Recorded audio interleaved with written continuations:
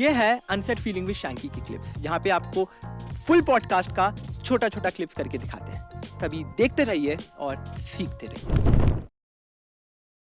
In mind कि जो नायरा अभी स्प्लिट्सविला में है, Naira I am not even kidding, जो नायरा अभी स्प्लिट्सविला में है, वो सेम नायरा अगर रोडीज में होती आई ना, स्वेयर पक्का जीत के आई निकलती। स्वेयर बिकॉज पक्का। स्प्लिट्स में मैं ना बहुत ईज में थी, मतलब कोई इतना मेंटल स्ट्रेस था नहीं, इमोशनल बैगेज नहीं था, एकदम चिल होके गई थी। और एक्चुअली में मैं जीतने ही गई थी, मतलब इस बार मेरा पूरा फोकस था कि किसी से उसमें नहीं पड़ना है, एकदम जर्नी जीनी है, शो जीतना है। बिकॉज बहुत रिग्रेट था रोडीज का कि मैं रोडीज में उतना नहीं कर पाई। लोगों को एक्सपेक्टेशंस थी because of the gym body I had, तो राइट। उनको लगा था आगे सर्वाइवल होगा, बट इतनी जल्दी निकल गई ना।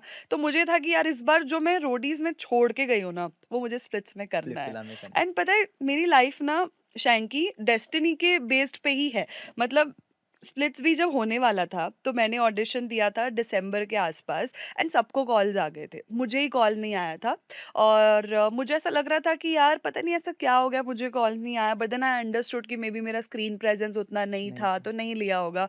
एंड आई रिमेम्बर जब शो की जर्नी स्टार्ट होने वाली थी उसके 4 दिन पहले मुझे कॉल आया कि स्प्लिट्स के लिए लेट्स डू अ कॉल। तो आई वाज शॉक्ड कि मतलब अब तक तो सबको कॉल आ चुका है। मतलब मैं कितने महीने पहले उन लोग वो कर देते दिसंबर हैं जा डिसाइड। चुका था, जनवरी जा चुका था, मुझे आई थिंक फरवरी में कॉल आया तो था। उन बाकी सब कंटेस्टेंट को दिसंबर में कॉल आ गया था। हाँ, हाँ, दिसंबर में मतलब उनके ऑडिशंस हुए थे, हाँ। तो ऑडिशन के बाद उनको मेन पर्सनल कॉल आ गया था, पर्सनल आके उनका इंटरव्यू तो मतलब वगैरह दिसंबर होना में उन था। लोग रेडी थे स्प्लिट्स में मतलब जाने के लिए। ऑनेस्टली दिसंबर में रेडी तो नहीं बोलूँगी, बट ऐसा था कि दिसंबर में ऑफलाइन कास्टिंग चल रही थी और उसके बाद उनको कॉल्स आ गए थे कि आप इन पर्सन आ जाओ ऑफिस वगैरह में ओके, बात करने के लिए। जो ओके। दूसरी सिटीज़ में भी थे, उनको स्पेसिफिकली मुंबई के लिए कॉल आ चुका था। फाइनल वर्डिक्ट नहीं आया था, बट एक स्टेप उनको आगे मिल चुका था। Got it. मेरा कोई स्टेप नहीं था, वो 0 स्टेप था जो oh my online God! Audition मैंने दिया, दैट्स इट।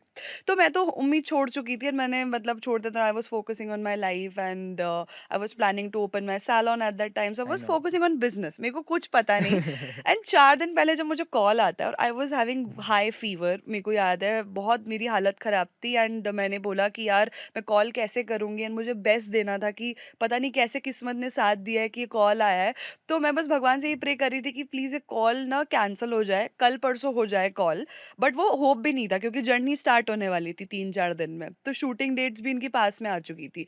तो बस मैंने ये बोला कि कुछ भी ऐसा हो कि बस मैं आज ना हो मेरे साथ, क्योंकि मैं आज उस हालत में मैं नहीं हूँ। नहीं हूँ। फिर भी मैं तैयार हुई, पूरा रेडी-वेडी हुई, शूट से आई थक-हार के, मेरे पूरे चेहरे पे फ़ीवर दिख रहा था। और जैसे ही आई थिंक 8 बजे का हमारा कॉल होना था और जैसे ही मैं रेडी हुई, मैंने 8 बजे टेक्स्ट किया, I am all ready, the message comes that the call is cancelled and we want you in person. तो मुझे व्हाट? लगा कि ये क्या हो रहा है? I swear on my mother this happened. So मैं खुश भी हुई और एट द सेम टाइम ये भी लगा कि यार इन पर्सन में जा रही हूँ, पता नहीं नहीं हुआ। और मेरी फाइनेंशियल प्रॉब्लम्स हमेशा से रही है, मतलब मेरे पास कभी इतना पैसा नहीं रहा हो कि मैं सोचूं कि नहीं नहीं यार फ्लाइट टिकट कर ली चलेगा। तो एक चलेगा। और स्ट्रेस कि यार ये खर्चा होगा और ये वर्द नहीं हुआ तो ये पैसे भी वेस्ट में जाएंगे। तो फिर मैंने उनसे पूछा आर यू श्योर कि मेरे को आना चाहिए, तो दे सेड कि स्प्लिट्स के अलावा दूसरे शो की भी कास्टिंग चल रही है, अगर स्प्लिट्स में नहीं हुआ तो किसी में तो हो ही जाएगा। तो कहाँ पे बुला रहे थे वो आपको? मुंबई। मुंबई बुला रहे थे। तो मैंने बोला ठीक है चलो, मैं फ्लाइट वगैरह करके मैं पहुंची मुंबई, मैंने ऑडिशन दिया और ऑडिशन मेरा बहुत अमेजिंग गया। मतलब वो 2 दिन के बाद का था, आई थिंक नेक्स्ट डे का था, आई कांट रिकॉल एग्जैक्ट, मुझे डेज याद नहीं है। बट मतलब मैं जिस दिन पहुंची उसके आई थिंक 3 दिन बाद हमें निकलना था, इतना कुछ पास में डेट्स थी। तो मैं पहुंची और मैंने ऑडिशन दिया, मेरा ऑडिशन बहुत बढ़िया गया और उसी दिन ही मैं फिर दिग्विजय से भी मिली, जब गॉट इट। हमारी एक्चुअली प्रॉपर कन्वर्जेशन हुई। तो मैं उसको बार-बार यही बोल रही थी कि मेरे को ऐसी फीलिंग आ रही है कि मेरा स्प्लिट्स में नहीं हुआ है, मेरा दूसरे शो में हुआ है। I don't know for some reason. और ऑडिशन में लेकिन क्वेश्चन सारे स्प्लिट्स के पूछे गए थे, मोस्टली अबाउट शिवित एंड ऑल दैट। तो फिर उसी में रात में मेरी बात होती है कि हमको लग रहा है कि तुम्हारा हो तो गया है, किसी एक शो में तो हो गया है। And then second day call आता है कि you got selected for another show. And उसी दिन शाम को मेरे को मतलब पता चलता है कि मेरे दादू की तबीयत बहुत खराब है and he is on complete death bed. He was in Bangalore, Bhopal. Bhopal. He was on death bed, कभी भी ही कैन गो। एंड मेरे लिए एक और डिलेमा कि मेरी लाइफ में मुझे ईज़ी चीज़ें क्यों नहीं मिलती है। मैं खुश हूँ इतने में कि मुझे कुछ तो मिला है, उतने में मेरे को एक न्यूज़ मिलती है कि मेरे मतलब डॉक्टर ने लिटरली बोल दिया था 5 दिन से ज़्यादा वो सर्वाइव नहीं करेंगे। तो अब ऑफ कोर्स गिल्ट कि मैं फैमिली को ऐसी सिचुएशन में छोड़ के कैसे जाऊँ? बट टच वुड शैंकी, एक चीज़ मेरी लाइफ में हमेशा अच्छी रही है, वो है मेरी फैमिली। मेरे को चाहे दुनिया ने कैसे भी ट्रीट किया हो, लोग कैसे भी मिले हो, मेरी फैमिली मेरी पिलर रही है। My mother literally said that don't skip this opportunity, you go, we'll take care of everything. Wow! And अब सोचो मेरा सैलून स्टार्ट होने के इनिशियल स्टेज में है। I am the person who is suppose to take the decision for interior colouring and all that, because my brother was occupied with his own studio, so there was somebody needed to help him.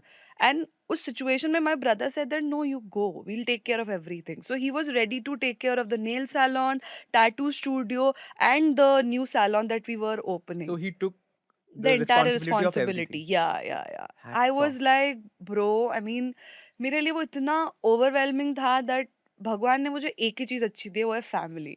And with that support I went ahead and थोड़ा सा dishearten थी कि दूसरा show है, but अंदर से ना लग तो रहा था कि ये स्प्लिट्स हो सकता है, बिकॉज़ हमने बहुत पूछा लोगों से, तो वो स्प्लिट्स वाले भी उदयपुर जा रहे थे, हम भी उदयपुर जा रहे थे, बट कंफर्मेशन किसी चीज़ का नहीं आ रहा था, बिकॉज़ हमको मतलब बोला ही नहीं गया स्प्लिट्स विला है, बट अंदर से ना एक हिंट लग रहा था कि मे ये बी हो इट इज़। सकता है। तो दिग्विजय और हम बात भी कर रहे थे, मैं दिग्विजय को बोल रही थी कि नहीं पॉसिबल है यार, इतना मतलब कैसे, ये 2 अलग-अलग शो है। दिग्विजय वाज़ लाइक नहीं सेम शो है, तू बेट लगा ले। मैंने कहा मैं बेट नहीं लगा रही हूँ, बट ये है आई थिंक डिफरेंट शो। तो हमारी ऐसी बात हुई और जब हम पहुँचे तो मेरी ही कैब में टीकीला थी और टीकीला ने मुझे बताया कि उसको स्प्लिट्सविला के लिए बुलाया है। मैं थी कि मुझे तो डेटिंग शो बोला गया है, तो फिर मेरी ना दिमाग की घंटी बजना स्टार्ट हुई कि नायरा ये कुछ तो सीन गड़बड़ है यहाँ पे।